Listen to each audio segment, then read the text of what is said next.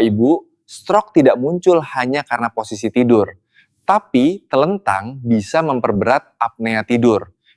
Solusinya sederhana, miring kiri dan tinggikan kepala ranjang 10-15 cm. Yuk, praktikan bersama. Lanjut, silahkan pilih rencana malam ini. 1. Miring kiri, 2. Naikkan kepala, 3. Latihan napas perut. Tulis angkanya 1/2/3 di komentar ya. Pastikan Eyang sudah klik tombol subscribe dan aktifkan lonceng notifikasinya supaya tidak ketinggalan video terbaru dari kami. Mari kita mulai, Eyang. Selamat pagi Bapak dan Ibu, senang sekali saya Zafran bisa kembali menemani Anda di Teman Sehat Lansia. Selamat pagi Bapak dan Ibu, saya Dr. Shirin. Semoga semua dalam keadaan sehat dan bersemangat hari ini. Tentu dok, hari ini kita akan membahas topik yang sangat penting, yang sering dianggap sepele, mendengkur. Dok, banyak yang mengira mendengkur itu tanda tidur lelap. Ini mitos atau fakta? Ini adalah mitos terbesar Zafran. Mendengkur sebetulnya adalah tanda adanya gangguan pada jalan napas, bukan tanda tidur yang berkualitas. Gangguan seperti apa dok? Anggap saja jalan napas kita seperti sebuah terowongan. Mendengkur adalah suara yang timbul saat atap terowongan itu bergetar karena jalannya menyempit. Semakin keras suaranya, seringkali semakin sempit jalannya. Wah, analogi yang mudah dipahami. Jadi ini bukan hal yang bisa kita abaikan begitu saja ya Bapak dan Ibu? Tepat, mengabaikannya bisa berujung pada kondisi serius yang disebut obstructive sleep apnea atau henti napas saat tidur. Kondisi inilah yang sangat erat kaitannya dengan hipertensi, penyakit jantung, dan stroke pada lansia.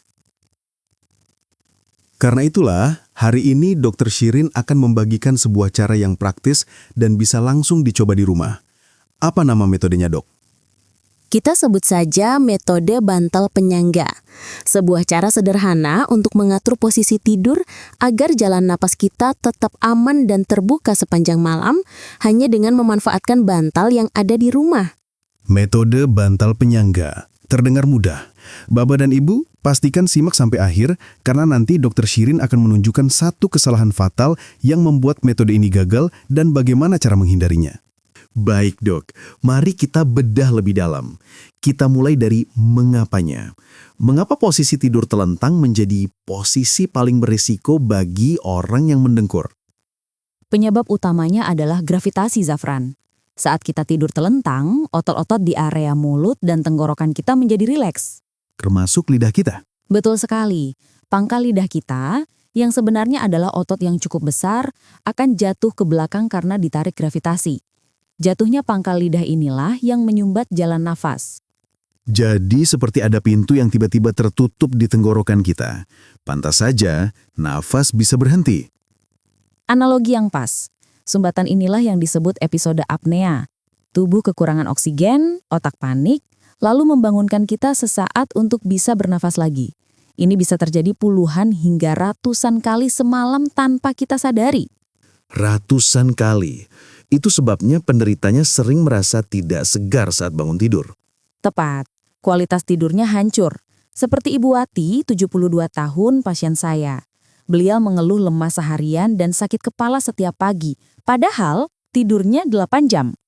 Ternyata setelah diperiksa, tidurnya tidak pernah benar-benar nyenyak karena henti nafas hampir setiap 2 menit. Itu mengerikan sekali dok. Apa yang terjadi pada tubuh Ibu Wati setiap 2 menit itu? Setiap 2 menit, kadar oksigen dalam darahnya anjlok. Otaknya yang seharusnya beristirahat terpaksa mengirimkan sinyal darurat seperti alarm kebakaran. Jantungnya berdebar kencang. Tekanan darahnya melonjak untuk sementara waktu hanya agar otot tenggorokannya kembali tegang dan jalan napas terbuka. Bayangkan, alarm itu berbunyi ratusan kali dalam semalam. Tubuh jadi seperti dalam kondisi stres tinggi sepanjang malam, padahal seharusnya beristirahat. Persis, inilah mengapa dampak jangka panjangnya sangat serius. Setiap kali napas berhenti, tekanan darah melonjak dan jantung dipaksa bekerja lebih keras. Ini yang menjelaskan mengapa sleep apnea dan hipertensi seringkali berjalan beriringan. Dok, tadi disebutkan beberapa gejala lain selain mendengkur dan lelah. Salah satunya sakit kepala di pagi hari. Sakit kepalanya itu seperti apa? Apakah seperti pusing biasa? Pertanyaan bagus. Biasanya sakit kepalanya terasa di kedua sisi kepala, bukan seperti migrain yang sebelah. Rasanya seperti kepala terasa berat atau tertekan. Ini terjadi karena selama henti napas, kadar karbon dioksida dalam darah meningkat. Untuk mengatasinya, pembuluh darah di otak melebar. Dan pelebaran inilah yang dapat memicu rasa sakit saat bangun. Jadi, ini bukan sakit kepala karena kurang tidur, tapi karena keracunan karbon dioksida ringan sepanjang malam. Bisa dibilang begitu. Gejala lain yang sering tidak disadari adalah sering terbangun untuk buang air kecil atau nokturia. Banyak lansia menganggap ini wajar karena faktor usia. Memang dok, banyak yang berpikir, sudah tua, wajar beser. Apa hubungannya dengan henti napas? Saat kita berjuang untuk bernafas melawan jalan napas yang tertutup, terjadi perubahan tekanan yang besar di dalam rongga dada. Perubahan tekanan ini menstimulasi reseptor di jantung yang kemudian melepaskan hormon yang memberi sinyal pada ginjal untuk memproduksi lebih banyak urin. Jadi, bukan kandung kemihnya yang bermasalah, tapi sinyal palsu dari dada yang kacau. Luar biasa rumitnya efek domino ini, dari tenggorokan ke jantung, lalu ke ginjal. Benar. Dan jangan lupakan dampaknya pada fungsi kognitif. Penurunan oksigen berulang ke otak dapat mengganggu daya ingat dan konsentrasi. Kadang pasien mengeluh jadi pelupa atau sulit fokus, dan mereka mengira ini murni karena penuaan. Padahal ada kontribusi besar dari tidur yang tidak berkualitas. Oke, sekarang kita tahu mengapanya. Mari kita masuk ke bagaimananya dok. Bagaimana langkah-langkah detail dari metode bantal penyangga ini? Sangat sederhana, ada 3 langkah. Langkah pertama adalah memastikan posisi awal kita benar, yaitu miring ke kiri atau ke kanan. Kenapa harus miring dok? Karena dalam posisi miring, gravitasi tidak lagi menarik lidah ke belakang untuk menyumbat jalan napas. Lidah akan jatuh ke samping sehingga jalan napas tetap terbuka. Langkah kedua, dan ini yang paling penting, adalah menggunakan bantal penyangga di belakang punggung. Ambil satu bantal atau guling dan letakkan memanjang di belakang punggung kita. Fungsinya untuk apa dok? Sebagai dinding atau ganjalan, bantal ini akan mencegah tubuh kita secara tidak sadar berguling kembali ke posisi telentang di tengah malam. Ini adalah kunci utamanya. Banyak orang memulai tidur dengan posisi miring, tapi tanpa ganjalan ini, jam 2 pagi mereka sudah kembali telentang dan episode henti napas dimulai lagi. Jadi ini seperti asuransi posisi tidur ya dok? Tepat sekali. Langkah ketiga adalah kenyamanan. Jepit bantal tipis atau guling kecil di antara kedua lutut. Ini akan mengurangi tekanan pada panggul dan punggung bawah, membuat posisi miring jauh lebih nyaman untuk dipertahankan semalaman. Punggung diganjal, lutut diganjal. Jadi kuncinya adalah mengunci posisi miring agar nyaman dan tidak berubah ya dok? Tepat sekali. Tapi Zafran, banyak yang melakukan ini tapi masih gagal. Ada satu kesalahan umum yang sering terjadi. Nah, ini dia. Apa itu dok? Saya jadi penasaran. Kesalahan fatalnya adalah menggunakan bantal kepala yang salah. Jika bantal kepala terlalu tipis atau terlalu tebal, leher akan tertekuk. Ini membuat posisi miring menjadi tidak nyaman dan juga bisa ikut menyempitkan jalan nafas. Jadi, bagaimana memilih bantal kepala yang benar, dok? Pastikan bantal kepala memiliki ketebalan yang pas untuk mengisi ruang antara telinga dan ujung bahu Anda. Tujuannya agar seluruh tulang punggung, dari kepala hingga panggul, berada dalam satu garis lurus. Coba minta tolong anggota keluarga untuk melihat dari belakang saat Anda berbaring miring. Apakah tulang punggung Anda lurus seperti penggaris? Jika ya, bantalnya sudah pas. Poin yang sangat penting. Jadi, kombinasi 3 bantal inilah intinya. Bantal kepala, bantal punggung, dan bantal lutut. Sederhana, tapi sangat efektif. Dok, apakah butuh waktu untuk beradaptasi dengan metode ini? Tentu saja, Bagi orang yang sudah puluhan tahun tidur telentang, beberapa malam pertama mungkin terasa aneh. Kuncinya adalah konsistensi. Coba paksakan selama 1 hingga 2 minggu. Biasanya setelah itu tubuh akan mulai terbiasa dan bahkan merasa lebih nyaman tidur dengan posisi disangga seperti ini. Baik dok, sekarang mari kita bahas mitos lain. Banyak yang merasa masalah mendengkur ini kan hanya untuk orang yang gemuk. Benar tidak? Itu mitos. Kegemukan memang faktor risiko utama karena ada timbunan lemak di sekitar leher. Namun, orang dengan berat badan ideal juga bisa mengalami sleep apnea jika memiliki faktor anatomi. Faktor anatomi itu seperti apa dok? Misalnya memiliki rahang bawah yang kecil atau posisinya agak ke belakang. Ini membuat ruang di belakang lidah menjadi lebih sempit. Atau mungkin memiliki amandel atau adenoid yang besar sejak kecil. Ada juga faktor lingkar leher terlepas dari berat badan. Oke, sekarang sesi tanya jawab singkat. Pertanyaan dari penonton, dok, apakah cukup pakai alat anti dengkur yang dijual online? Alat-alat tersebut mungkin bisa mengurangi suara dengkuran, tapi belum tentu menyelesaikan masalah henti napasnya. Bahayanya, kita merasa aman karena tidak berisik. Padahal di dalam tubuh, episode henti napas dan kekurangan oksigen masih terus terjadi. Selalu utamakan diagnosis dokter. Jangan mengobati diri sendiri berdasarkan iklan. Pertanyaan kedua, posisi miring ke kiri atau kanan yang lebih baik? Keduanya baik untuk jalan napas.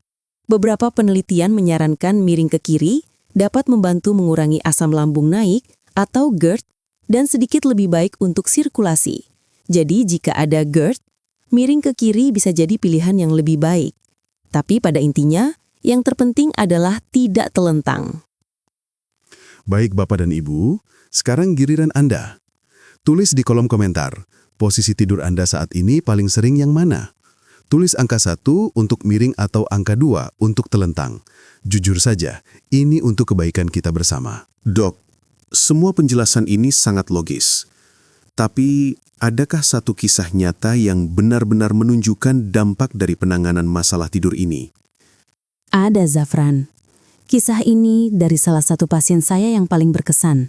Kita sebut saja Bapak Budi, seorang pensiunan guru berusia 68 tahun. Beliau sangat disiplin minum obat hipertensi, tapi tekanan darahnya tetap di 160. Beliau merasa putus asa. Beliau bilang, "Saya sudah diet garam, sudah jalan pagi dok, kenapa tensi saya tidak mau turun?" Saat konsultasi, istrinya nyeletuk.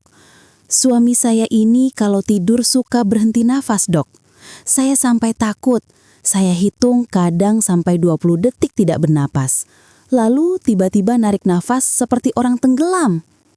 Wah, kesaksian istrinya sangat detail dan menjadi petunjuk kunci. Betul. Pasangan tidur seringkali adalah pahlawan tanpa tanda jasa dalam diagnosis sleep apnea. Dari situlah, kami mulai curiga. Setelah kami anjurkan beliau menerapkan metode bantal penyangga secara disiplin, sambil menunggu jadwal pemeriksaan tidur, hasilnya mulai terlihat. Apa perubahan pertama yang dirasakan? Bukan dari Bapak Budi, tapi dari istrinya. Seminggu kemudian, istrinya menelpon sambil menangis haru. Beliau bilang, "Dok, terima kasih. Untuk pertama kalinya dalam 10 tahun, saya bisa tidur nyenyak di samping suami saya tanpa rasa was-was."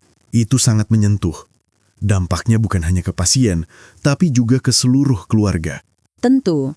Lalu perubahan pada Bapak Budi mulai terasa. Beliau tidak lagi butuh tidur siang. Sakit kepalanya hilang. Beliau punya energi untuk kembali menekuni hobinya, yaitu melukis. Tapi yang paling luar biasa adalah tekanan darahnya. Bagaimana dengan tekanan darahnya? 3 bulan kemudian, dengan metode tidur yang lebih baik dan kemudian dikonfirmasi dengan terapi, tekanan darah Bapak Budi stabil di angka 130-an. Dokter jantungnya bahkan bisa mengurangi dosis obat hipertensinya. Tidur yang berkualitas ternyata menjadi obat tambahan yang selama ini beliau lewatkan. Cerita yang sangat menginspirasi. Ini bukti nyata. Adakah data atau penelitian yang mendukung ini, dok? Tentu. Sebuah penelitian besar yang dipublikasikan di Jurnal Medis Internasional menunjukkan bahwa penderita sleep apnea berat yang tidak ditangani memiliki resiko hingga 3 kali lipat lebih tinggi untuk mengalami hipertensi yang resistan terhadap obat. Apa maksudnya resistan terhadap obat, Dok? Artinya, tekanan darahnya tetap tinggi meskipun sudah diberikan 3 jenis atau lebih obat hipertensi dengan dosis maksimal. Tubuhnya terus-menerus dalam mode bertarung setiap malam, memproduksi hormon stres yang melawan efek obat-obatan tersebut. Jadi, jika ada bapak atau ibu yang tensinya sulit sekali terkontrol, coba evaluasi kualitas tidurnya. Mungkin jawabannya ada di sana. Jadi ini bukan sekadar cerita, Zafran. Ini adalah fakta medis yang sudah terbukti. Memperbaiki cara kita tidur adalah salah satu investasi kesehatan terbaik, terutama di usia senja. Terima kasih banyak Dr. Shirin. Diskusi hari ini benar-benar membuka wawasan kita semua. Bapak dan Ibu, mari kita rangkum 5 poin penting yang kita pelajari hari ini. Pertama, menenggur keras bukanlah tanda tidur nyenyak, melainkan tanda adanya sumbatan jalan napas. Kedua, posisi tidur telentang adalah posisi paling berisiko karena gravitasi membuat lidah jatuh dan menutup jalan napas. Ketiga, solusinya adalah metode bantal penyangga, yaitu tidur miring, ganjal punggung, dan ganjal lutut. Keempat, pastikan bantal kepala Anda pas, agar leher tetap lurus dan nyaman. Kelima, jika menengkur disertai henti napas, kelelahan ekstrim di siang hari, atau hipertensi yang sulit terkontrol, segera diskusikan dengan dokter. Pesan dari saya untuk Bapak dan Ibu, jangan pernah meremehkan kualitas tidur. Tidur bukan kemewahan, tapi kebutuhan biologis yang sama pentingnya dengan makan dan minum. Memperbaiki tidur adalah langkah nyata untuk menjaga kesehatan jantung dan otak kita. Jangan menunggu sampai timbul komplikasi. Mulailah dari malam ini, coba geser posisi tidur Anda, sanggah dengan bantal. Langkah kecil ini bisa memberikan perubahan besar bagi kesehatan Bapak dan Ibu. Anda pasti bisa melakukannya. Tepat sekali. Terima kasih telah menyimak. Jika Bapak dan Ibu merasa video ini bermanfaat, bagikan ke keluarga atau teman yang mungkin membutuhkannya. Jangan lupa subscribe dan sampai jumpa di video berikutnya dari Teman Sehat Lansia. Tetap sehat, tetap semangat.